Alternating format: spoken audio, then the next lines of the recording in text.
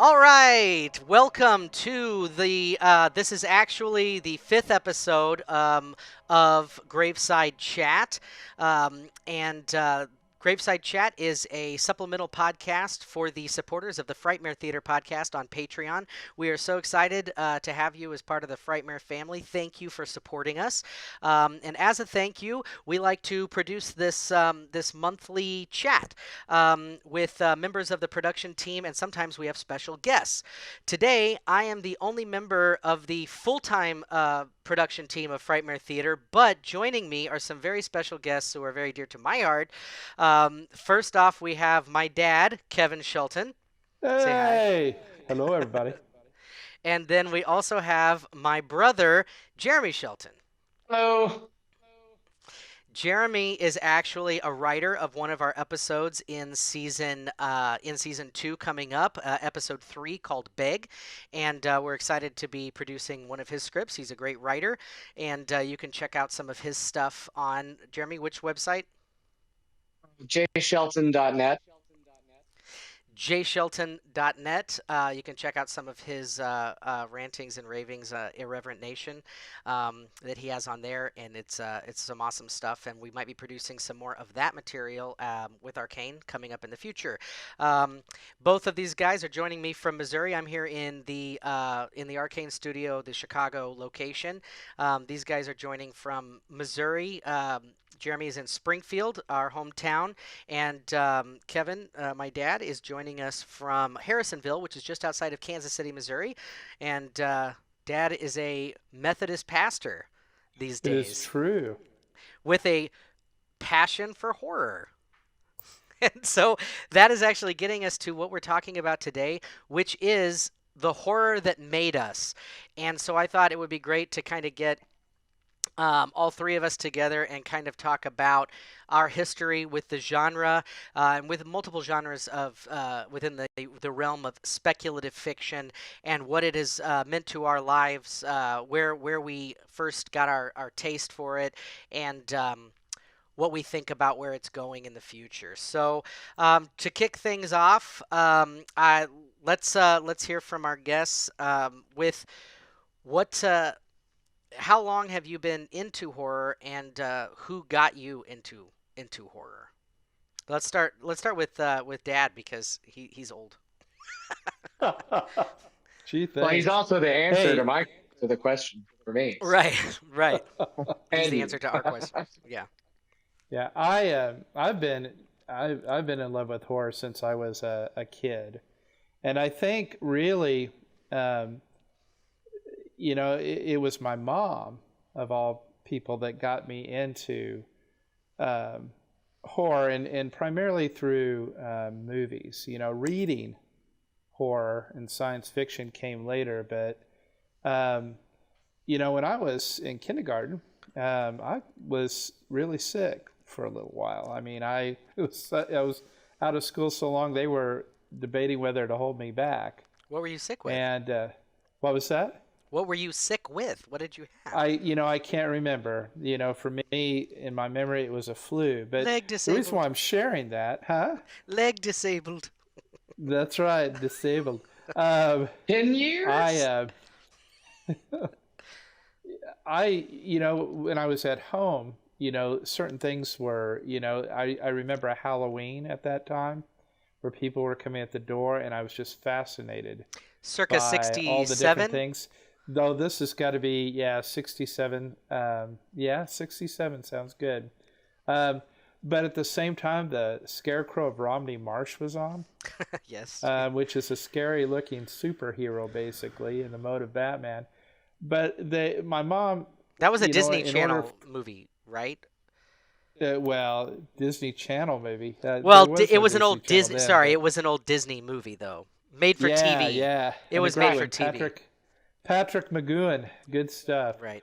But at the same time, my mom introduced me to all these Universal monster movies because at the time, back in the day, pre-cable, we only had three and then later four networks.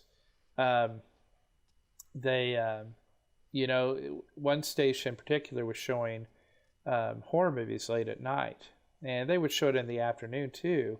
And so I started getting a steady diet of Bela Lugosi's Dracula and Frankenstein with Karloff, and Lon Chaney Jr. with Wolfman, and I love those. And I'd also get those nice wild shows like the Monolith Monsters and the Mole People.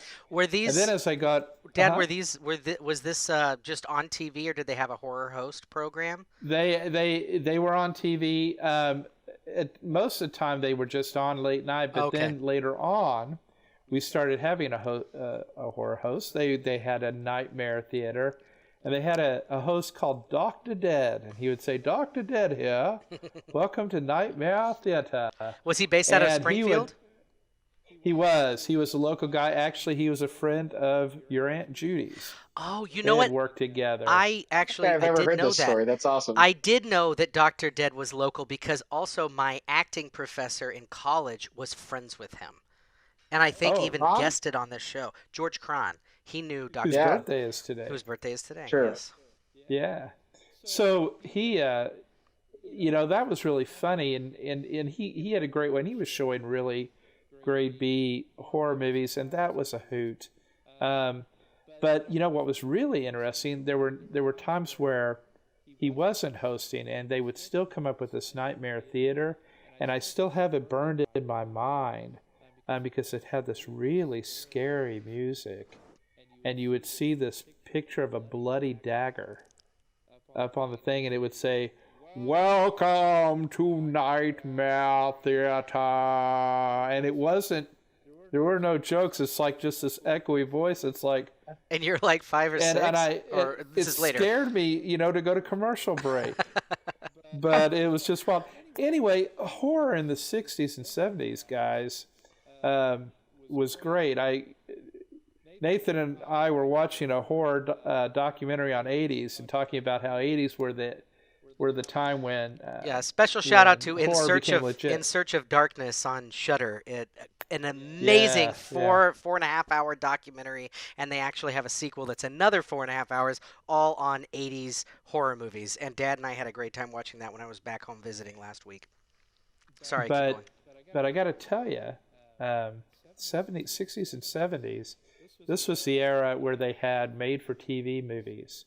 The Night Stalker and the Night Strangler, and they also had this style in the late 60s. It really started in the late 60s, going to the 70s, where your story, your narrative did not end extremely hopeful.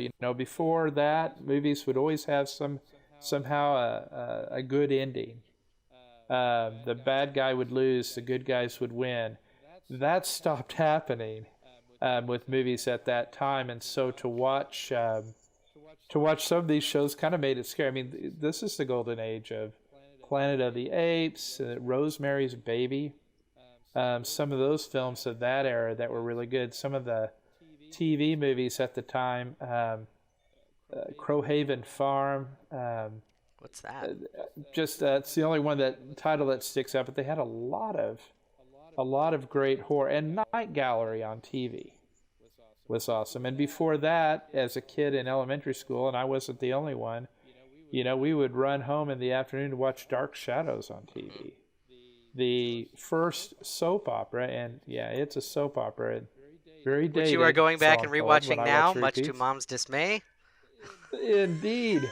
But when you think about it, it's like, how kick-ass is this, that there's a soap opera in all its melodramatic glory that is about vampires and werewolves and ghosts, and basically cobbed literary stories from all the classics, and then they just presented it in half an hour live, cheesy stories.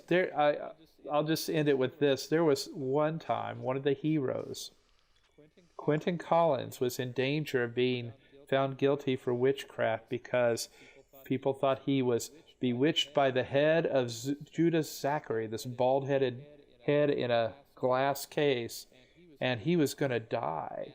And I was crying and upset as a kid all weekend long because it was a cliffhanger Every Friday was a cliffhanger, and it was great horror. Apparently, So, and that was the Did he die or drive-in what? movies. That was the. No, he. Well, they start whipping it It's out. just some things you don't ask on television. Thank you for getting it. I didn't know you guys read it. Yeah. It's a little But Mallrats drive-in movies reference too. there. I gotta say, drive-in movies. My brother Jerry and his soon-to-be wife in the back seat, little Kevin in the front seat, watching typically Godzilla films, right? But they took me one time and we 3D saw Godzilla sounds. 2 films. Tales of the Unknown, narrated by Rod Serling, which had some. It's also Is that a cheesy, but movie? it had a really creepy. Oh, it is, okay. and it's odd. There's a I creepy don't know that thing one. though about tales set in Missouri about a hole in the ground where howls are coming out of Accurate. it. It's like, what the heck is this? But after that movie, right after it was a double feature. That was when Night of the Living Dead was on, and I'm sitting alone. I think I'm 9 years Alone old. or with Jerry and And Joe in the well, backseat? yeah, I learned how to filter what Okay. was going on in the All right. back seat. Might as well have been So alone. I'm That's sitting scary. there. That is scary, Dash. Yeah. Yeah. So now I'm getting into trouble. Don't But turn anyway, around. no. Yeah, exactly. But no, it was just Night of the Living Dead was something that I think it's a profound movie and more than just my life when it comes to horror. Yep. So anyway, good stuff. I mean, I drew monster pictures. I had a monster club in elementary school, and we recently discovered that and going through some old boxes at the Pickwick house where Jeremy, is. did I tell you that we here? found? Yeah, did I tell you? I don't think I told you, but Mom found in Harrisonville when I was there last week, found that long lost folder that had all of Dad's old artwork in it and the newspaper clippings and all the monster stuff from when he was a kid that we kept trying to find because he used to show it to us and tell us all these stories. Right. We thought it was Wasn't ruined. in the wicker box? Yes, it was, but Mom finally found yeah. it again when I was there and we were going through it. It's all there. That's Still, all of awesome. Dad's I wanna drawings. see it. They're great. And Dad, you have great handwriting. I never had that good of handwriting. This was 1970. man, Most of this was from worse. 1972 when you were 10, and your handwriting is just insane. It's so nice. I showed Back pictures then, you to. had to be. Right, I guess, yeah, because you weren't typing at that age. Because the horror of the teacher would get you. Nice segue, Jeremy. Yeah. Let's go to the Shelton boys. Jeremy and I are twins. Hey. Jeremy's 4 minutes older than I am. 4 inches taller and 4 inches thinner. That's the joke that I always say. That rat bastard. But Not true. it's pretty true. It's pretty true. But yeah. So tell us. Tell us about your experience. I'm guessing we both feel the same. That Dad's the one that got us into horror, but we both have different experiences when it comes to horror and what it traumatized us, how it traumatized us, and what it did for our lives. So let's hear your point of view. Right. Well, I apologize. I'm woefully unprepared after our fathers. I tried there. Well done, Father. But thank you for ending it with the box, because that's my earliest memory of anything horror that made me think of it specifically. Oh, this is monsters. This is cool. Dad showing I us don't his think old that I would have exactly stuff. Like, because it was like an initiation into that fandom, and I don't think that had Dad done that, and creativity, I would too. have found monsters that cool. Yeah. Because I'm a big weenie. That's the difference between me and you guys. I find mundane things scary. David Lynch, scariest. His films have always terrified me. And watching Twin Peaks. You still haven't gone back and rewatched it because you're too scared. I did when I was, we're 39 now, and I was 37. But I rewatched Twin Peaks in the daytime. Yeah. And still, by the end of it, I mean, I made it all the way through Fire Walk with Me and everything, but I'm not going to watch the deleted scenes on there, because it'll probably freak me out. I don't want to see something I haven't seen. I will watch The Return, because it's awesome. Product of this age, but I don't want to have a trigger. Yeah.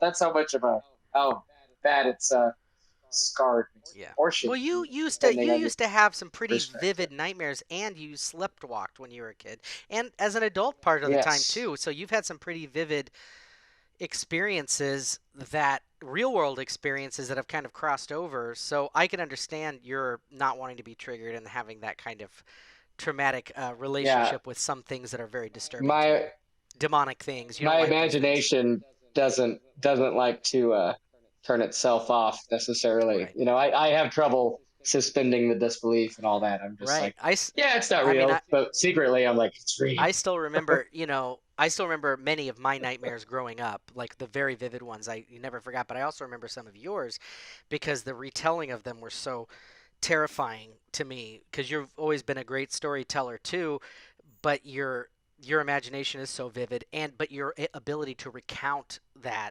made us see it too, and so it's pretty scary, you know. I appreciate that. I wish my memory was as good as that because You remember I don't know what you're the talking about. red-eyed bunny man in the alley? Chang, You've blacked chang, it out, chang, chang. Nate, You don't remember Jeremy. that in the alley behind Pickwick? I don't think I Oh do. wow, I remember that. It scared me. You even drew pictures of it. Maybe it really happened. Um, Maybe it really.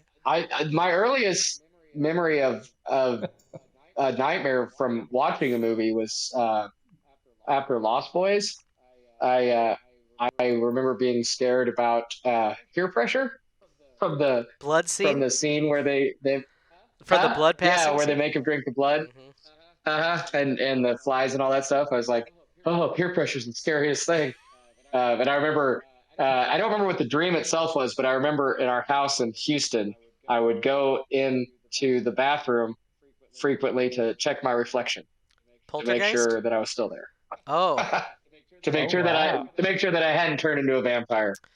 so Yeah, it was vampires really weird. affected you in a kind of a negative way But it was yeah, it was well, it was just a weird thing that I latched because onto. of Like Lost Boys. I because of Did Lost we Boys, yeah, watch and that young, like and Houston young? So we would have been, five, I six, have the memory of seven. that house. Maybe we just watched parts of it. I Well, doubt. I'm I know sure that that that's Dad something we wouldn't have did shown us frequently. the Was whole like we. thing at that age, but Mhm. we did watch horror movies at younger ages. But it's because we were into them and showed a certain aptitude Yeah, for. and the '80s and children's films were horror That's true. films. That's true. Gremlins, you know, Hmm. lot of things were okay. Back to the formative things. Michael Jackson's Thriller and The Making. Absolutely. Absolutely. Come Yeah. on, No. For me too. For that me too. with the whole That was Yes, it scary. was very it was scary. great. And you showed us that in Springfield before we moved to It had Texas. Vincent So we're Price, talking 4 years had old. We saw that at four. John Yep, Landis. 4 years old. We saw that. Zombies Hmm. and werewolf, Yep. Oh, and great makeup by yeah. Rick Baker. Well, Like amazing makeup by Rick Baker. and yeah, yeah. Just yeah, definitely plug that. Can you even find that? Yep, I have I it. know. Didn't you have to get a bootleg I copy? have it on DVD. It's not a bootleg. It's I don't think. A video dub? No, I don't think so. I think it was a DVD Yeah. that got put out a while back, but it is hard to find now. I'm sure they still have it. Yeah. Somewhere, somewhere there we have audio tapes because your mom and I used to record you guys when you're little, and there's one where Nathan, you were just darkness crawls Yeah, I used across to the talk like The land. Hounds of A little Baptist Pale. minister. I remember that. In search of Yep. blood. Yeah, yeah, yeah. The best thing about those is they on one side of these tapes was like Masters of the Mass, Universe or it's Thundercats or those something. when the Like chime the way they rings, sold turn the them. page. Yes, Bring, and then you yes. turn. Like teach you to read audio cassettes, but then on the back you had the opportunity to record your own crap or read the story Yep. or whatever it was supposed to do. But we just used it to practice our southern dialect. Right. Yeah. Yeah. So yeah, yeah. I found those recently too. Some of those, and they're awesome. We're usually fighting over who gets to record first. Mike. See how horror Yeah, can lead to exactly. Well, and that's creativity? my experience with horror, is that I was kind of hooked since, I mean, you used to show us when we were kids, you would show us I'm sorry about my dog. He just won't stop barking. There's somebody out in the hallway that we have neighbors moving in. But you used to show us the old Universal horror films, and so I remember growing up and watching the black and white horror movies and having an appreciation for those classic movies, for the storytelling and the kind of history associated with it, and the fact that you were so open to telling us and showing us like your, like Jeremy said, your monster files and drawings and all of that stuff. There was context with the movies, and you've always been a storyteller, which, in your own way, you still are a storyteller. Being a minister, it's very much storytelling. And so I think all of us are storytellers in different ways, all went into different artistic fields in our own forms of storytelling. But we're always so good at it that we got hooked on the notion of storytelling. And with horror, I like Jeremy too. Aside from the old black and white Universals, we learned about the people behind them, like Lon Chaney Jr. or Lon Chaney Sr., and how he did all the makeup, and he did that, and I was fascinated by that, and about like Hollywood's history with horror, and the kind of moving ahead in time of special effects and things like that. All that you had kind of instilled in us, and you were talking to us through watching horror at an early age, where most people, not most, but I should say a lot of parents are nervous to introduce their kids to horror. You were very quick to, and I do this with my kids, to point out this is fake. This is makeup. This is special effects. So this, you can see how it's cartoony. And like, if you didn't want us to be scared, you'd be like, "Oh, that's fake," or whatever. And then we'd be like, "Yeah, it's fake. It's fake." Like we're watching somebody's head get ripped off or something. Somebody get bitten and blood trickling down the neck.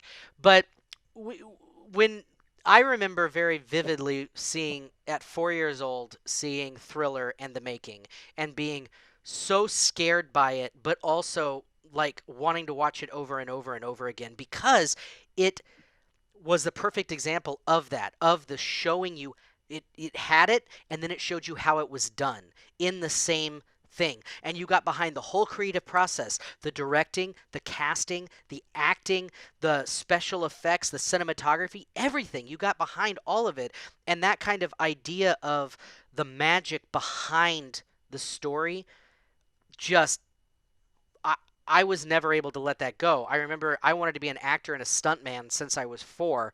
And then for a brief period, I wanted to be a mad scientist until I realized that you, A, can't be a mad scientist. It's not an actual profession. And B, if you were to be any kind of a scientist, you have to like and do a lot of math. And I was like, well, fuck that. I'm not doing that. So I went back to it. Hey, can we talk real quick about the old mad scientist toys Oh, when we were God, yeah, the kids? mad scientist Those things were kits where so awesome. the 80s goo, the You skeletons. you had a Yes. skeleton and you molded clay on him, and then you In melted a vinegar the solution creation of that would like yours. eat away at the Yes, flesh. yes. They ended up looking like the skeleton in the hell of eternal whatever from Big Trouble Right. in Little They were China. they would be in the tank You and know they're what I'm like talking about? thriving and Held like upside down. and all the bubbles are coming up. Man, Yes, I'm it sure that was a lot of so that awesome. stuff is I'm toxic. trying to I'm find sure some of it's that stuff. toxic because it's just like 80s slime. There's nothing quite like 80s slime, and all those toys, the Ninja Turtles toys, the Hmm. Batman or the He-Man toys and the She-Ra toys, like Hordak's Chamber, Yep. that had the and Ghostbusters, Ghostbusters, all yeah. that slime. It smelled real weird. It had like a very plasticky smell, but it was so stringy, and I'm sure it was not just methicillin water. I'm Yep. sure it was really toxic because you never Just see it in any toys anymore. So I'm sure the EPA was like, got to pull that off the market. They tried to get a comeback, What? just a little toxic but waste. yeah, the stuff now it's trying to Slime make a did, but not comeback. the same. In the '90s, you Right, had but it's not the Jack. same. Yeah, yeah, Nothing's yeah. ever been the same. It's probably a cover up for the other Probably. slime. Oh, This this is is like, what it oh, always slime's was. always Yeah. been okay. It's Here, like eat Bonkers. I miss this. that candy so much, and you can't find Bonkers anywhere. Yes, Bonkers was the best yes. candy that. They tried to reboot it, Yeah, but I've heard that you can. did it have a juicy thinner or was it just really good? I It was can't like a remember. milky. It was Like like a it looked like yeah, a bubble but yum, yeah, but it it looked like a was bubble gum, but it wasn't. It was yeah, I don't know. Anyway, sorry. Enough of the '80s nostalgia. Oh, You guys had it's all like the we had cool black candy. licorice and yeah. we You liked guys it. had like We had fruit leathers. That's right. We Oh, had to get our gross. gun from underneath the Ugh. steps. And So anyway, back to Ew. 80s Ooh, horror and not just horror. 80s nostalgia in general.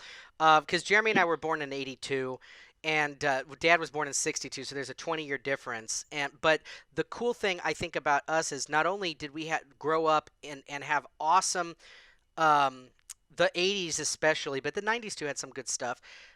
80s movies that were just amazing horror films, but pre us, in the 60s and the 70s and even the 50s too, there was some really awesome speculative fiction, sci-fi, and horror stuff being made that Dad was introducing us to, and his mom had introduced him to the stuff before. So because we were not just focused on all the new stuff coming at us, we had this great appreciation for the things that had been prior.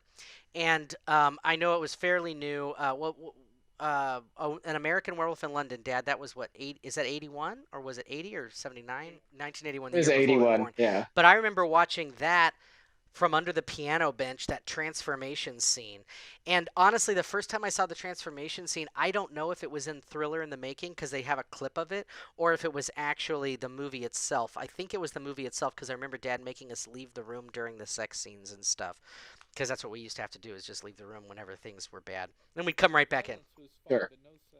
Well, some Yeah, violence. If it was violence too was fine, realistic, you but no didn't let us sex. watch it. But that was so cool. And I remember having nightmares about that Yeah. and being scared. But nothing really, really, really, really terrified me until I was 8 and I saw Night of the Living Dead. And that's what you were referencing earlier. Night of the Living Dead was one that you had always said over and over, no, you guys can't watch it. No, because it had affected you so much. You were like, no, absolutely not.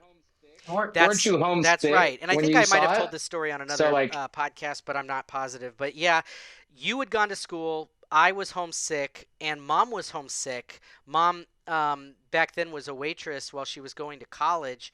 And were we in Houston? We were still in Houston at that point. No, that was Austin, right? And yeah, because I was No, eight. this Yeah, was wait, that was Austin. Austin. And Mom was going to school for speech pathology and was working at Bombay Bicycle Club, and she had been sick, and so she stayed in, and she was in bed with the flu or something, and I was sick, and I knew that since Dad wasn't there, I could maybe get her to let me watch it. So I opened the door to the room, and I was like, "Hey, Mom," and she was like, "You know what?" And I'm like, "Can I watch Night of the Dun Living dun Dead?" And dun she was like, dun. "Yeah, fine, it's fine." Because she wasn't really listening to me, and she still feels guilty about this to this day because it was such a bad ordeal. But I watched it. I put it on in the dark living room. It was just me, so I got super into it, like really into it, and it is Because very it's power. stylized, and the acting. Say what you will about that '60s style, though, Johnny. Say what you will, it's still deeply affecting, and there's some realistic things in there that are so horrific, and you care about the characters, and to see the characters that you hoping would live, and nobody lives in that movie. That's part of the thing we made fun of when I wrote the comedy version of it for the stage. It's just nobody lives. Everybody dies in that movie. And I didn't even make it to the end, actually, that first time. I didn't make it to the end until years later, when I was in high school. I made it to the point where the girl was Which killing was her mom good. with the trowel. And Mom was up. We were going to get Jeremy from school, Yeah. and I jumped when she stabbed her mom, and I spilt my Coke all over the table, my Coca-Cola. And so Mom was like, "That's it." She turned it off, and then we went to go get Jeremy, and I didn't realize how traumatized I was. I had no idea. And then I went home after and then for like 3 months, almost solid, I had nightmares of zombies killing my family. I remember one. Always zombies breaking in and me trying to get people to believe me and nobody believing me and stuff, and then people dying and me dying, or me getting barely getting away and everybody else dying. One that I remember very vividly. wait. Why didn't I don't know. people It's, I believe think, you? one of those nightmare things of like, there's zombies, and people are like, "Okay, Nathan," and I'm like, "No, there's zombies, there's zombies." Dad Huh. couldn't even go running. Mom and Dad couldn't go for a walk in the evening without me freaking out because I was sure that they were going to get eaten by zombies. And Dad, they got really mad about it, and I, I really had a hard time, and I couldn't control the dreams. I didn't know how to. I'm a lucid dreamer now, but I wasn't then, and I didn't know. That's actually what caused me to become a lucid dreamer. But I remember one dream specifically where they were breaking in through our windows and through the window in the bathroom and the front window in the house, and I ran back to mom and dad's room because I heard you screaming in the bedroom. So you were dead, Jeremy. You were gone. And so I was like, oh no. You were Wait, screaming. They I had was broken in. screaming or I Well, was you were dead? dying. You were dead. I'm saying there was no helping you. There was no helping you. You were You were gone. the So I ran screaming into mom and dead. dad's room and I slammed the door and I locked it and I kept trying to wake them up and they wouldn't wake up and I kept saying there's zombies, and they were like, okay, Nathan, you know. So the zombies started breaking in and mom and dad wouldn't wake up. So I hid under the bed and I could see the zombies break in, their feet shambling into the room, and I could hear mom and dad screaming as the bed was like this above me, and like they were banging on the bed, and then the bed started to Jeez. soak with blood, and it was dripping on my face. It was dripping on my face, and I could hear them gargling and screaming until they were dead. And then I remember this is the weird kid dream part.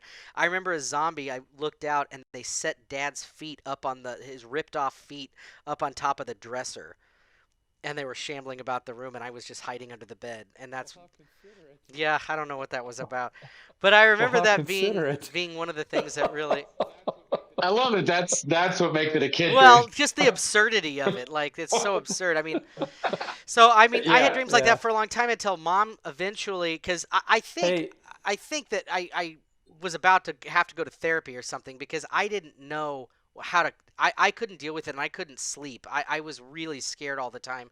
Mom gave me a corduroy bear that she had had when she was a little girl, and she told me it had the power to grant me the power to control my dreams in the dream. And she told me that, and I believed it because when you're a kid, you do She believe your bear. parents when they say things. And I went in and I started learning how to control. Okay. you So, believe us now. yeah, Santa. Jeremy's still traumatized by the fact that you Santa. lied to us about Santa. But I still maintain. I still maintain. We just had your back. We told all our friends. I still No, maintain that the way you told us that Santa wasn't real was they still wouldn't good lie to because it us. was Santa's real is just not a man. He's a feeling in your heart at Christmas time. Yeah, it's a concept. Yeah, Concept. that's how you did it, trying to soften the blow. And I bought it It's I totally totally the bought Woody that. I Allen was of totally into Santa it. crap. To the existentialist. For me, but not for you, Yeah, it Jeremy. You were worked. like It worked. angry about it. You still hold anger about it. You won't tell your kids about Santa. Oh, in a jokey way. It's not serious. I mean, I do have some issues with having a Christian holiday and a made up entity and trying to jive with that. How does that work? How does Yeah, that work? yeah. One's real, one's not? Come on. So it's hard to teach kids like that. Anyway, let's bring it back to the horror with this little anecdote about when we When were what? watching Monster All Squad. sorts of horrors are bubbling up now. We were watching Monster Squad, Oh yeah. and we were like, "Hey, Dad, what's a virgin?" And Dad's like, I don't "Someone who's remember not that. 18." I do remember having the little mummy toy at You don't remember New that? Year's Eve at That's Mom's so restaurant when awesome. we were there, and we had all these friends around us, and I had the mummy, and I'd watched a lot of old Hammer mummy movies. Yeah, there The Ghostbusters you one with pinched the the legs, and the mummy arm that wrappings fell off. fell off, Yeah. and it had a little head underneath. And I had that at the table, and Uh I huh. turned to somebody I at the love that. table, and I said, "Give me all your virgins." And Dad and Mom were horrified, and I didn't know what it meant. It's just in the movies they're sacrificing virgins, so I didn't I didn't know what it meant. Yeah. So that's my next question: is Yep. how has even as a child, yeah, about virgins. Why are Virgin. they around? No, Virgins?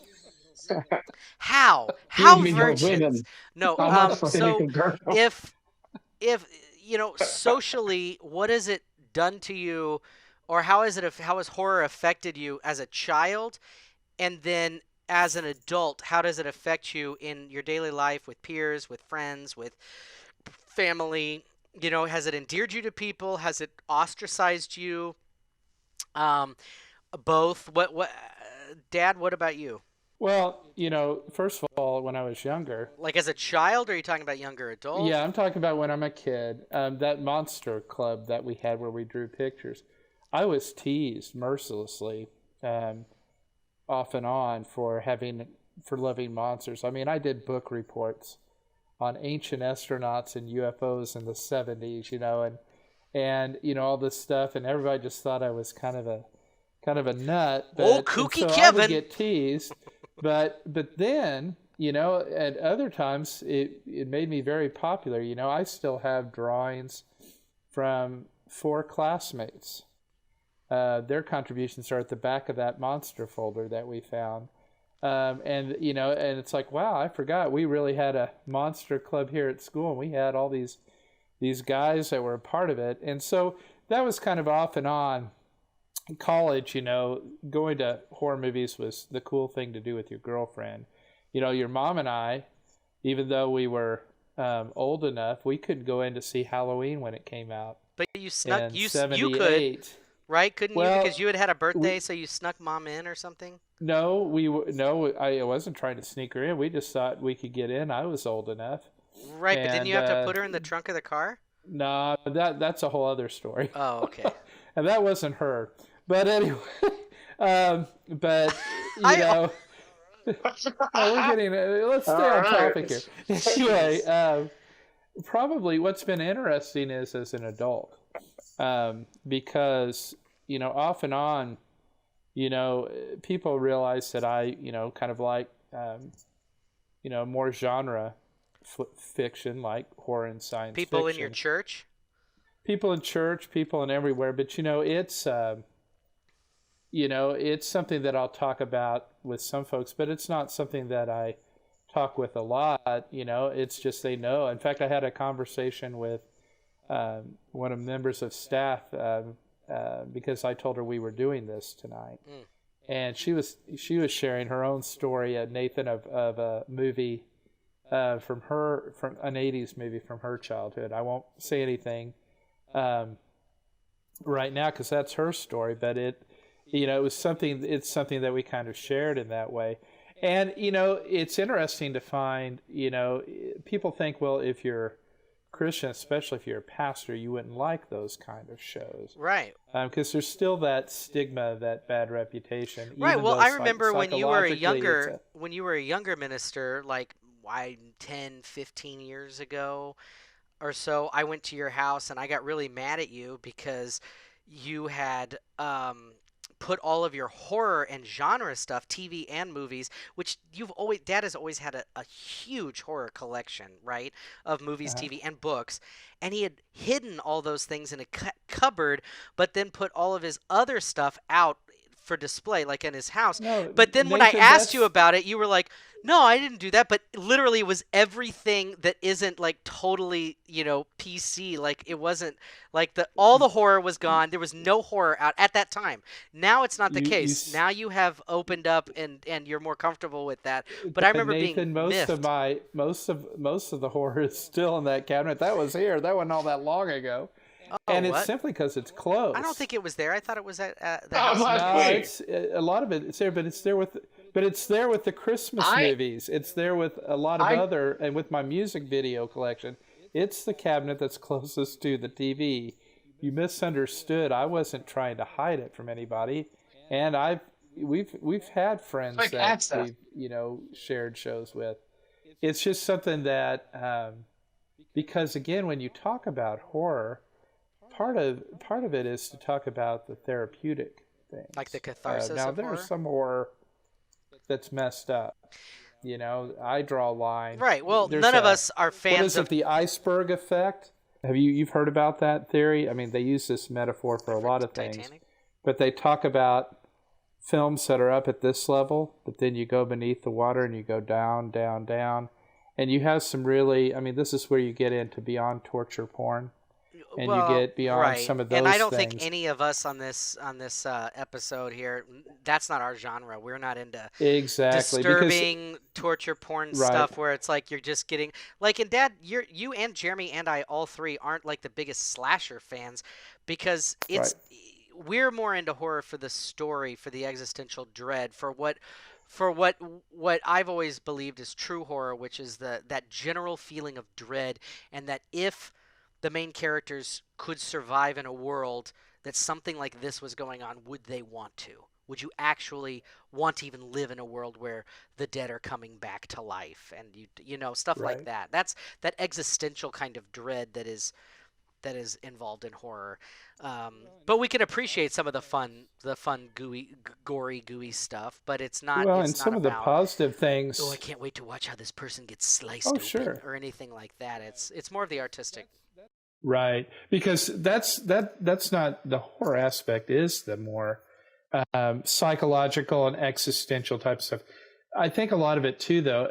I think that horror um, can be a healthy outlet for a lot of different things. The to be able to express, and to let go of tension Right. That's because it's shock. now It's not focused in necessarily a horror. certain area.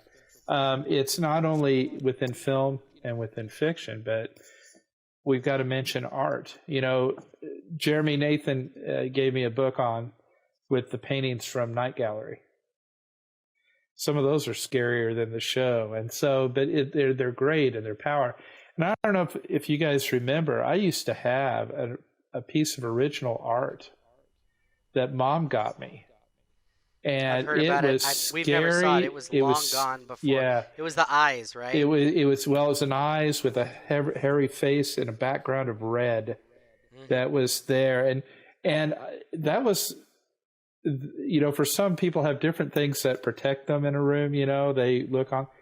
That's what In I the had basement. hanging over the bed for the longest time because I thought if anybody broke in the house, like you guys are talking about zombies or just anybody, because I had those. I think we all have that fear that somebody's going to get in and get us. I could sleep easily because I thought if anybody broke in here and they saw that painting, they would run. Hmm. That horror The whole picture, gargoyle effect. yeah, that horror picture was my saving grace. It's like, okay, I feel pretty good. This monster is my friend Hmm. and protecting me here. And so, Name but the then again, picture. maybe that's part of my twisted childhood. So, What, Jeremy? yeah, Did you name the picture? Have a name? I can't remember. It would be neat I, to know who you that know, artist was, because maybe you could find that picture again. I've always wanted to see it. Didn't exist when we were kids. That yeah, was and I long don't gone. know. I I don't think know you're. what happened to it. I imagine it was probably stored and thrown away at my folks' house whenever they cleared Destroyed in that a out at the flood or time. something. But it was great. Yeah. Well, Jeremy, Dad was talking. Dad was talking a little bit about horror is um, used for multiple used in multiple ways and for multiple effects, and that he appreciates the art of horror and the uh, like some of the social relevance of horror is something that you've really kind of latched onto. So, in your own and piggybacking on this, when you're talking about socially with you too as a kid and then now, and how you've adapted and you started using horror in your writing, or what you appreciate about horror uh, as an art form today, what because your whole band that you have the Archimedean Point, which is a great duo rock ensemble based out of Springfield. So shout out. They also have some music in on some of our episodes in the first season, so you can check out some music from the Archimedean Point. Um, but it's a band for social change, and I think a lot of your writing has to do with that too, even your horror stuff. So can you talk a little bit about that? So I like how should I get into it? I love that we're getting um, social justice issues are becoming so relevant and it's like the zeitgeist now.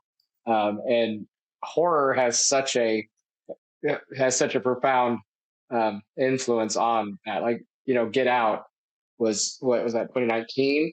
Prior to the Hmm. majority of all these movements that are in vogue right now, and it's just such a great genre to tell important stories, and it's and making allegories out of things that need to be talked about. It's easier to talk about it in the horror way. I mean, the formative movie for you guys, Night of the Living Dead, that's like the granddaddy of all social horror films. I mean, even if it isn't that way throughout the whole thing, like some of its sequels are, that last shot is definitely in the genre of social justice and social change and social relevance. Um, Thinking about this, getting ready for this podcast, I was going back to looking at some of the literature throughout the ages that were like this. How about a modest proposal, Jonathan Swift, about eating babies? They used to do it. He is Jonathan Swift. He's Gulliver's Travels, right, Dad? Is that Jonathan Swift? Yeah. He wrote an essay about um, I think it was overpopulation in Ireland. It's not as like I don't know my time periods, maybe 1800s, maybe 1700s. I'm not exactly sure. Maybe later, but yeah, he was like, why do we don't have enough space for things? Let's just eat. Why don't you eat your young? That's what you should do. It's really well written and really funny. So check that out. Or like Young Goodman Brown, right, by Nathaniel Hawthorne. Also a great horror allegory story. I would love to adapt that or have somebody adapt that for the show, actually, because I think it'd make a great episode of Frightmare Theater. And we don't have an adaptation this season. How does that work, by the season. way? Like with things like that are like, is that public domain to where you could just get in there? Nathaniel Hawthorne's public domain. Lovecraft, a lot of Lovecraft. I think all of Lovecraft is actually public domain. You can adapt. We adapted in season 1. Andy McMurtry, one of my co-producers, he adapted Algernon Blackwood's The Wendigo, and it's a very, very good adaptation. Great episode. It's one of the scariest episodes. That's episode 2. Keith Hillhouse. No. As the I love it. The guide, the French Canadian guide. Yeah. Yeah. Did you hear that one, Dad? Did you listen to that episode? Yes. So good. That's Mom said she had to turn that one off. It scared her so bad. Yeah. Yeah. See, and this is where I get my weeniness from, I'm pretty sure. Yeah, I've got the Shelton gene of loving the horror, but then I got a real low threshold for it. Well, for sure. Jeremy, also talking about social. I mean, look at Frankenstein, which is more of science fiction and arguably the first science fiction novel by Mary Shelley. It is very much a story that isn't just to entertain, but it's also a lesson. It's also talking about mankind's need to reach beyond its means, and Right. and then the responsibility, Prometheus too. The modern Prometheus is what the alternate title is, and the creation, mankind's need to create, but then not owning up to the responsibility of the creation. You create something, you put it into the world, but then you just, if it's not what you expect it to be, abandoning it, and the selfishness the of ultimate daddy issues. Yeah, the selfishness of mankind, and in that story, people always. With the movies, they always call Frankenstein's monster Frankenstein, which drives me nuts and has since I was a kid because I'm a horror nerd. But you've got, really the monster is Frankenstein. And Frankenstein's monster, the creature, is the product of a monster and therefore becomes a monster himself. The notion of an abusive. Which Peter Cushing did well. Yeah, Peter Cushing was terrifying as Frankenstein, and always just a hideous. I've never seen it. They're all great. All the Well, he's always great. The movies are not always great, honestly. But I would say that some of the best Hammer horror films are those Frankenstein films. I think a couple of them. He's a bastard. He plays Frankenstein. He's a bastard. He's evil. I mean, he pushes a pregnant woman down the stairs when she tells him that she's pregnant. Because it's his baby, and he just pushes her down the stairs, and it's awful. He's an awful, awful person. All right, and we're back. We had a little bit of a technical snafu, and so we are back now for the second half of the conversation. So, Jeremy, again, talking about social horror and social change, social relevance, things like that, and your own experiences within that. Talk a little bit about your writing and about what you appreciate about horror or speculative fiction in general, and how it can say things about our society that you can't in a typical realistic setting. Well, I mean, I guess that's kind of what speculative fiction is. You're just like, hey, you take a concept that you may have misgivings about and say, okay, this is why this is bad. Because you can take a character and put them through that motion, follow it through to the logical conclusion. Another legacy of our fathers is Philip K. Dick. He really got us both into science fiction in that regard from that angle, and I feel like that author is extremely good at um, the kind of socially relevant sci-fi it's not necessarily the allegorical type where it's like, this is, you should learn from your mistakes or whatever. It's more like a, if you keep doing this, you're going to have this kind of quality of life. Like, and this the sarcastic um, voice of Philip K. Dick definitely is in my work. That's how I prefer to write, is with him in mind. And I like to tell stories, more horrific stories, because that's what I like to view myself. But again, I have a low threshold, so I don't make it too scary. Well, I would think I'm think trying to that freak some of your myself out. that some of the things that you've read are pretty horrifying, but horror doesn't have to be that absolute like, oh my god, I can't sleep at night. It can be all these different shades of that, and I agree with you. I had never got into sci-fi as much as you did, or as much as Dad. Dad was very much into sci-fi and horror, and I got more into the horror side of things. I appreciate good sci-fi. I like science fiction. It's just that wasn't my main, you know, my main thing. And but I always loved hearing you, Jeremy, talk about that, and Dad too, about um, the power behind some of those stories. And I think, Jeremy, you were like acting like it's obvious, like, oh well, that's what speculative fiction is. And I think it's not necessarily like that. I think that good speculative fiction is like that, and the way you see it, and Dad, the way you see speculative fiction. And I think that the best writers, the way they use speculative fiction. But there's plenty of just stuff out there that's just like, oh, ogre smash, blah, blah, and it's like watching a uh, oh, what's his name, Transformers movie with, Bay. yeah, Michael Yeah, Bay, where it's Michael just Bay. like explosion and popcorn, and you're just watching things. There's plenty of books out there like that. There's plenty of movies and TV shows out there like that. Zack Snyder's stuff, to me, I can't get into it. I think it's a big, shiny, sparkly pile of shit. That's just my own personal opinion on it. I think there's no substance to anything that I've seen come out of the man for the most part, except I did like his Dawn of the Dead, but it was written by James Gunn, so I give that all the credit. I know a lot of people love Zack Snyder. I couldn't, and I love DC stuff. I couldn't get into any of those movies because to me, it's just a bunch of beautiful images.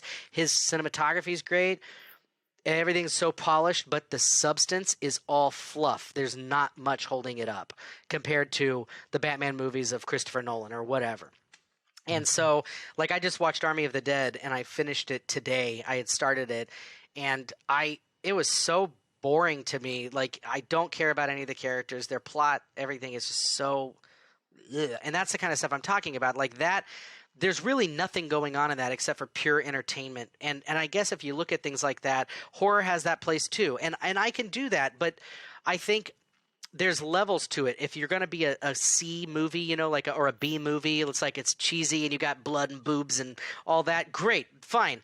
I'll do that, and I'm not going to expect anything. But when you have a director that touts this level of like a cult like following for his films, and that it's supposed to be they're like Snyder cut, like it's something so special, and then you watch like Army of the Dead, and you're just like, what is so special about this? I don't understand this. There's nothing new here, really. It's a hodgepodge of ideas. It's really, it's the kills look great. The cinematography is interesting. The characters are boring as hell, and we've seen them 1,000 times in 1,000 Right. incarnations, and it's just like, what is a movie about? It's not really And about anything. It's just a simple plot just to get people and zombies to fight. That's it, and then it's done. And yeah, it starts out Nathan. great. The first 5 minutes, I was like, ooh, this is going to be awesome. Instantly tanked for me. I was like, oh, God. Yeah, and you're speaking to, I think, one of the issues, unfortunately, with horror today is lack of new idea. Think of all the remakes. Was that just a problem with horror, or is that a problem with Hollywood in Well, general? that's that's true of a lot of different things. But it's like no one has. It's almost like they think, well, we need to tell it for a more modern audience, even if the movie was out Right. what 10 5 years years ago. before, like Cabin Fever, right?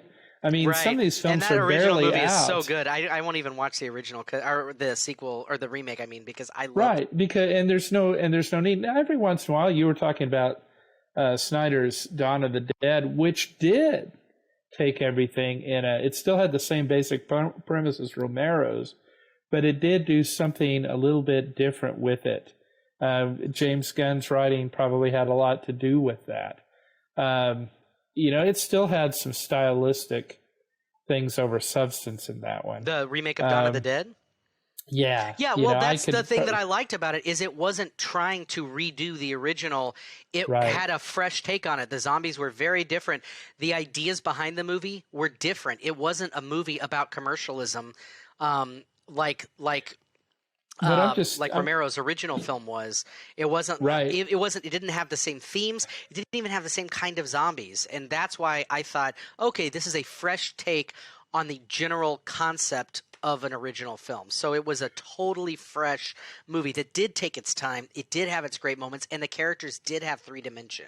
So, but I think that is, and I agree with you there. But that's what everybody needs to do. They need to be imaginative. They need to take their time, not think of things. And I know that what I'm saying is, against all that is Hollywood and blockbuster. But, people appreciate a good story. I'm sitting here thinking about Pontypool. Oh, yeah. I think all three of us love Pontypool. I have the book. I have yet to read it, but I bought the book because I love the movie. So. I mean, just the whole idea of language becoming a virus and making zombies out of that. But different kind of zombies.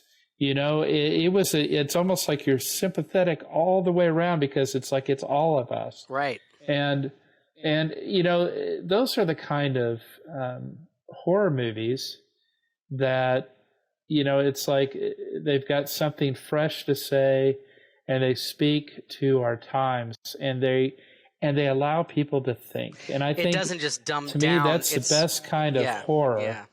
Otherwise, all you do is have blood and gore. I could critique probably some of the 80s movies, especially the umpteenth renditions of Friday the 13th, which were, let's see how we can re-kill people. But, at least in some of those, there were humorous things. I mean, come on. Jason Takes Manhattan where the guy gets his head punched off. Yeah.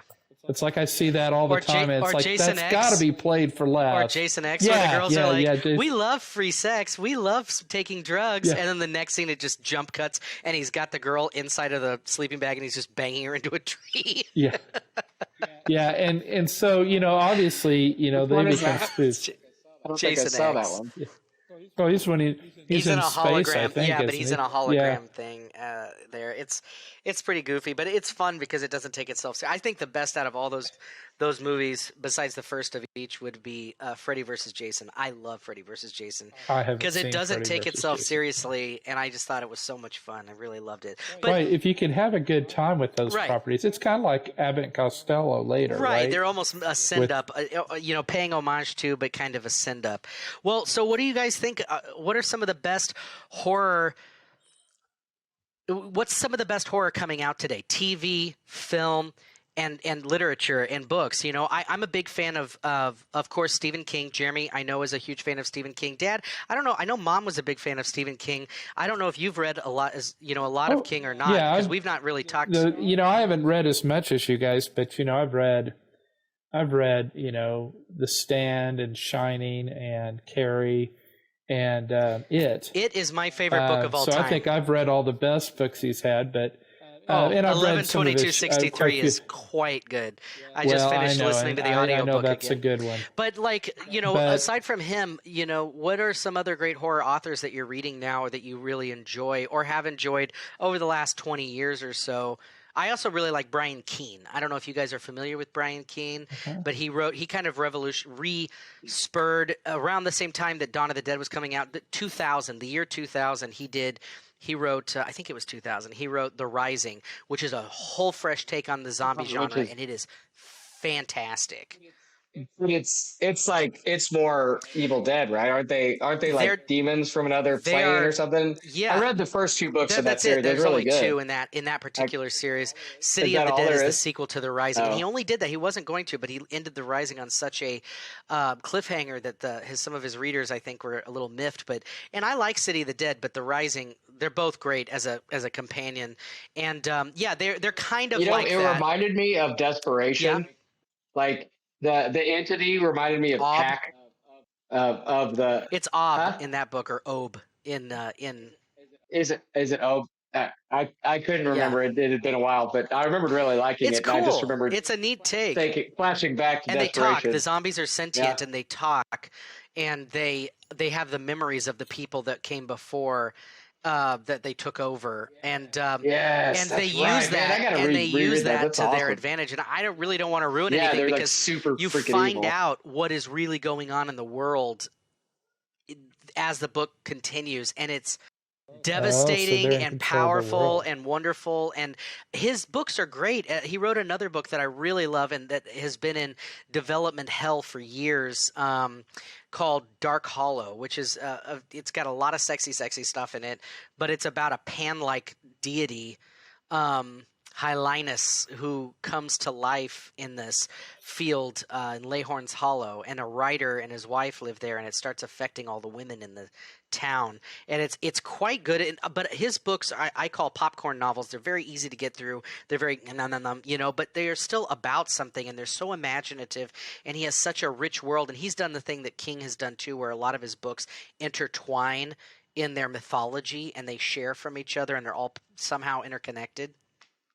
And I met Brian Keene a couple of Nice. times at a couple of horror cons, and he's just the nicest, generous guy, and he gives a lot of advice and help to other horror authors out there, and he's very prolific in talking with his fans and stuff, and just a great guy in general. So he's one of my favorite horror authors that I've read. What are some other people that you guys really like, in these modern times, and movies and TV that are you find to be quite effective horror? No, I think David Well, Lynch yeah, obviously. is a guy with the images that he Some uses people is don't consider really that horror. I the absolutely do. underlying horror of what he does. You know, just thinking of, I mean, really, The Return for me, more so than the original show, Twin Peaks Return is an 18-hour horror Yeah, movie. absolutely. I mean it. I mean it, and it ends 70s, 60s, 70s style. You know, it ends kind of in Bleak. an ambiguous state, but still you're thinking all the way through it. By the way, Jeremy, when you're watching The Return, episode 8, Yes. that's the one you need to really get excited about, and that one that has some terrifying Magical. stuff in it. Terrifying. But I think Lynch, you know, he's always been like that. You know, gosh, how many times, you know, Eraserhead is a undefinable movie, really. But you know, where I see it classified mostly is in horror movies. And it's not and it would be, except it's beyond that. And I think that's what appeals to me about David Lynch. And you know, ever since I was a college student, when I first started seeing his films, gosh, that Eraserhead must have just come out not too long ago when I saw it at Southwest Missouri State. But you know, his stuff just has all sorts of just good stuff. Who's the guy that writes Odd Thomas? Goons? Is it Kuntz? Yeah, you know, his Odd Thomas Is it books Kuntz? are good. I didn't know. Yeah, I don't know. yeah. Have you I guys thought- read I his haven't. stuff? I know the movie Odd Thomas, Haven't. but yeah, no, I don't know. Well, the book is quite good. Actually, from what I could tell, you know, they did a good job of adopting it. That was a great Anton movie. Yelchin, yeah. Yeah, Yeah, it is. It's Dean and Willem Koontz. Yep. Dafoe. Yeah. Oh, So Coontsy. yeah, so I kind of like that. There's a whole series of Odd Thomas Mm-hmm. books. I have heard that they're good. Yeah, Jeremy, what about you? What are some things that you're either reading or seeing today that you really love? So I think that, well, I haven't read all of his work, but the Joe Hill books that I've read, Horns, Oh yeah, Nosferatu, Joe Hill, and amazing. um, what is his Doctor other book? Sleep. No, that was Stephen Doctor King. Sleep. No, Oh, that was Stephen King, but it came out at the same time as Nosferatu and Horns, you references said Charlie Heart-Shaped Manx. Box. Um, Heart-Shaped Box to me Heart is the Shaped Box, yes. scariest ghost story So I have those ever read. three books, So good.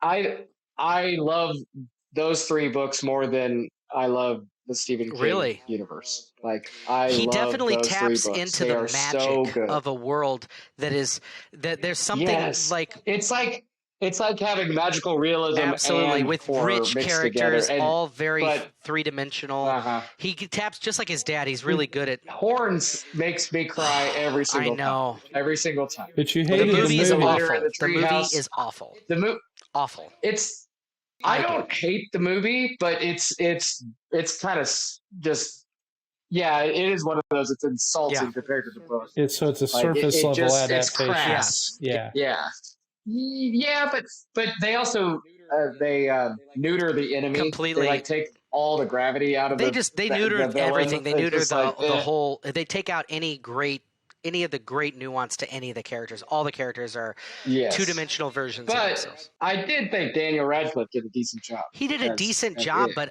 but and so did Juno Temple did a great job in it too. But it's still, it Right. misses. It's like a skimming of the book and just putting that skim that they sloughed off into a movie and saying that's it. And there's all this rich cream underneath it that just is gone. And this is something that I love. I was telling you a little bit about this, but J.J. Abrams, like him or hate him, he knows his stuff when it comes to storytelling. But he did a TED Talk that I really loved, where he was talking about the magic box, and it's something that he had gotten. He was into magic, and his grandfather had given him this magic set, and he never opened it because the power of the box itself, pre-opened, is more amazing and special than actually pulling it out and learning that all the things are just cheap plastic and all this stuff. And so the power of the box in its totality is everything, and the kind of what isn't seen and what isn't shown is just as important as what is. And he was talking about how remakes of things really get that wrong a lot, because like if they were gonna, he talks about Jaws being a pretty perfect movie, and it's taught in screenplay classes all over the country as being a perfect script. If you look at it too, if somebody were going to remake Jaws, they would go, okay, well, you got a shark attacking people, you got a sheriff against it, he's got a family, so he's got to protect his kid, he's got to protect, they've got all this surface level crap that is the basis of the story. But within that story, there's these rich, deep characters anchored into the story, and that is why we care. We care because of Robert Shaw. We care because of Chief Brody. We care because of Hooper. Those characters we are like sucked into, and there's a moment that he talks about at the table. It's my favorite moment in the movie. It's when all hell's broken loose, and Brody's really feeling the weight of all the shit that's going on, and he's just sitting at his table, and he's got his head in his hands, and his son is sitting his little toddler son is sitting at the table with him, and he's watching his dad, and he also has his head in his hands, and when he moves and he rubs his face, and the kid does the same, and he like rubs the back of his neck, and the kid does the same, and as he's moving, he looks over at his son, and he sees him mimicking him, and he says, "Give me a kiss," and he says, "Why?" And he says, "Because I need it." And it's just this powerful moment of characters living in the world that is created.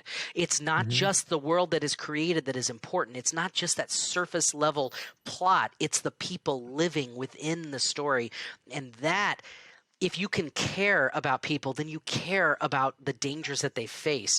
And that is where I think real horror comes in, and why the genre is so tricky, because today in Hollywood in general, and even in TV too, you've got this kind of brush on this real quick dry brush stroke of getting the story out there. Oh, that people like vampires. Let's throw out all these vampire shows. People Right. love zombies. Let's do this. And It's taking television the gets audience for granted. right, and television gets it a lot better because you have this long form structure where you can get into characters, but even they sometimes paint these broad strokes to where, like, I really wanted to like Sabrina the Chilling Adventures of Sabrina, right? Because it's so fun and it's got this great horror element and it's got goofy shit in it too, like instead of saying, you know, oh God, they say oh devil or something like that. You know, it's like all subversion and stuff. And so it's really goofy and fun, and it's got a great soundtrack, but it's like they squeeze these massive stories into like 2 episodes, and therefore it moves at this breakneck pace that doesn't make any sense. The characters have no grounded reality to them within their own world. There's no connection really. It's all this forced story, and it's like the writers just have a bunch of ideas and they don't know where to go with it. It's the same kind of problems I have with American Horror Story. American Horror Story is shocking for shocking's sake, and the writers never know where it's going, and it's obvious. They get a cool concept and everything starts off well, and then it just goes to shit. And by the end of it, they're like, you don't care for any of the characters. Right. It's rare that you do. I enjoyed the first season.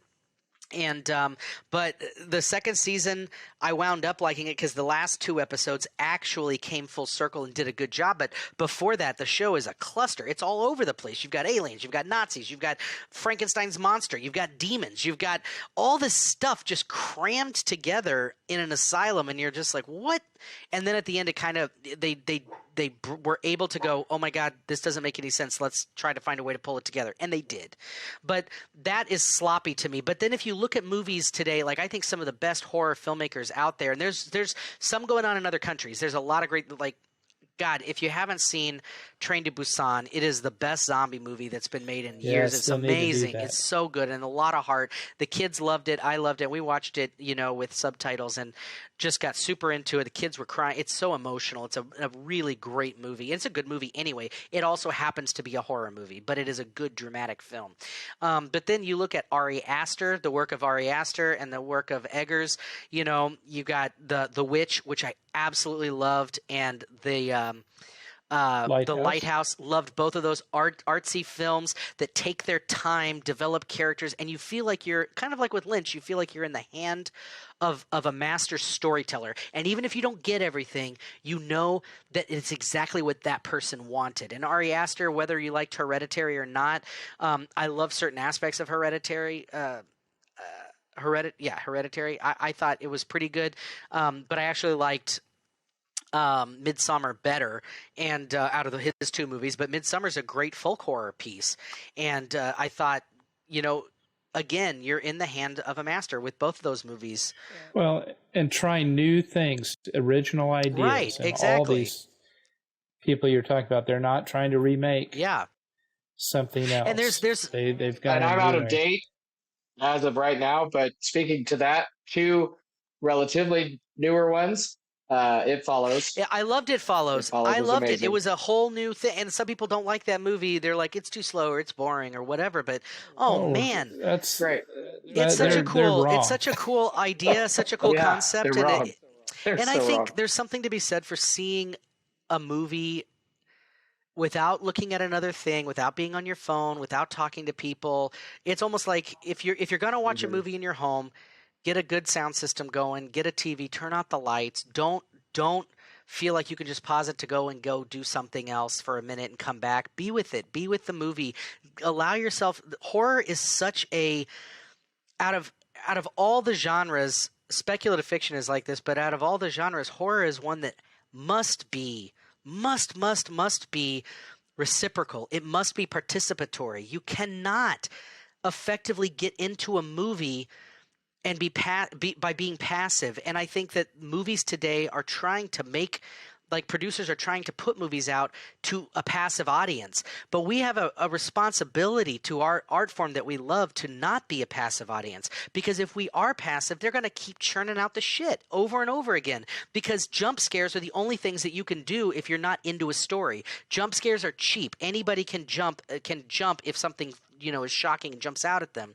But to make somebody Well, It Follows is like the pacing of the film is like metatextual for the horror of the film. I mean, it's about the inevitability of the monster Right, coming to get right. That you. So general it's like feel. it has to be paced that way in order to make it Right. But effective. see, if you don't allow Um, yourself to get into that, that's a huge problem. And that's one of the things that I set out to do with Arcane, with our production company. I'm all about trying to find ways within the genre to force audiences into a more interactive uh, relationship with the media. So with Shadowbound, which was our first project, the film project, it was a silent horror Lovecraftian web series, which nobody was doing, and a lot of people don't like it. You see the numbers on our YouTube drop off. The first episode, there's like so many views, and then it's like, what? Not even half of that for the second, third, fourth, and they just go on. But then there's people that get it, and they really love it. But you can't be passive watching a silent film because you have to be reading. You have to watch it on a bigger screen so you can see what's in the shadows behind it. And we purposefully put things back there so that if you're paying attention, you'll see. And it was an experiment, and we knew that it was a niche audience. But the same thing with Frightmare Theater. It's an old radio show basically for the modern age. We wanted to blend the horror host program like Twilight Zone, Tales from the Crypt, things like that, Night Gallery, with old great horror radio shows from the 1930s and 40s where everybody got their source of entertainment before television, when they were like actively listening and hanging on every word and every sound of the radio. And how cool would it be if you really produce something high quality to where it's really like you're listening to a movie? You create an audience that hopefully, please God, tell me that our listeners are not listening to our show while they're doing their day job, while they're playing with their kids, they're sitting and they're listening. That's why in our tagline for the show, we say, time to turn down the lights and turn up the terror. We thought this is going to pull and give the audience a little bit of a nod on how to listen to our show. Yes, you can enjoy it on this level, but if you really allow yourself to get into it, you can enjoy it on this level. It can deeply affect you. Some of our episodes, I think, so funny, so disturbing. And that's what I believe good horror is. And so if Arcane can help in any way, try to help us as a society get back to the days where we really are immersive in the media that we want, that's our goal. And so I gotta say, some of that formation must have come from sitting with Dad and you listening to Scary Stories to Tell in the Dark on vinyl that we got from the absolutely, library back in the day. Oh absolutely, man, because dude, it was so like I just remember sitting there getting. It was storytelling on a different level listening right. to That it guy out of the was so good. speakers. I would And kill to get he that old was album. It's awesome. hard to find the LP Yeah. anymore. You can find it, but I think I might have to get it from a library and then conveniently lose it and pay for it because Oh man. I don't know how to find it. It's so hard to find the LP, but I want it so bad. I mean, I know you have the CD because I got you the CD, right? You got It's me out the there. It's yeah. out there somewhere. Yeah, You got and it's the stand-up original, guy, Jeremy, right? so- It's the original that you have, Jeremy? The original guy, right? It's not a redo. Yeah. As far as I know. Yeah, I think so because they've redone it as far as I now. know, They've redone it now with some bigger actors, but that original one. Oh, have they? Yeah, that original one is the one that I loved listening to. I still remember the "You've got it" and all of that. Yeah. In it. Oh, that's my boys. Well, my kids love the Wait Till Martin Comes. Oh yeah, wait until Martin comes. Yeah. Oh, they're always so good. What is it? Shall we do it now? Yes. They love it. It's They love it. They do it all the time. It's great, and it's a powerful medium because when you're not seeing things, but if it's done well enough, you are forced to participate in the story. And a storyteller understands that their job is only half of the job because communication is a two-way street. You learn that in Com 101 in college. It's you communicating, but it's also the listener actively hearing what you say and being able to understand the concepts and the worlds and everything that you're saying. And I'm just also how you become a zombie in Pontypool. Exactly. I'm just so glad that we grew up having you, Dad, as our dad to be able to introduce us to horror because it's changed our lives. And it's not a bad thing to say that horror has changed your life. And very much everything that I do now is somewhat related to horror in some way because I'm inspired by it and I seek it out. And my wife is not a huge fan of horror, but she does appreciate certain things. Like we watched the 1990 It again, and she loved it because she saw it when she was a girl, and so Oh, we. Tim. Yeah, and so we love that, but she enjoys things, and we watched The Stand, and she loved that, the actual good stand, the Mick Garris stand. Mick Garris stand. Shout out to Mick Garris. Oh, love Mick Garris. Anyway, but guys, that's all the time that we have, and thank you both for being here and for a great conversation. We'd love to have you back, and Jeremy, thank you for writing such a great episode, Beg, for the second season. Dad, we're still hoping that you're going to write an episode. I know that you've been formulating something and we can get it into season 3 perhaps. But it was a great conversation. Is there anything else that you guys would like to say before we head out? I think we all need to watch a movie and review it together. We could definitely do that and have a review show. We were talking about wanting to do an episode of the Graveside Chat where we put a movie on trial, like a famous movie that people love or hate, like The Shining, and because I would be on the prosecution on why it's not a good movie, because I'm not a huge fan. You're talking about the new one? No, I'm talking about Kubrick. Yeah, I'm talking about Kubrick's Shining. I'm not a huge fan because I'm a big fan of the book, and I think it's a scary movie, but I also. And yes, it's exactly what Kubrick wanted, but to me, it's not. I don't know. It's not The Shining. So I can talk against it. I could also talk for it, but we thought getting a camp of people together and do like a trial jury, and let the listeners decide. That would be fun at some point. But that'd be fun. We should definitely do that. Yeah, but we could get together and do. Well, thanks for having me thanks on. Thanks for the good chat. Thanks for participating, and love you guys, and we'll talk soon. And thank you everybody for listening out there. Please continue to enjoy these Graveside Chats. Thank you again for your support. We'll be back next month with an all new episode. But until then, keep the scares alive. Thanks everybody.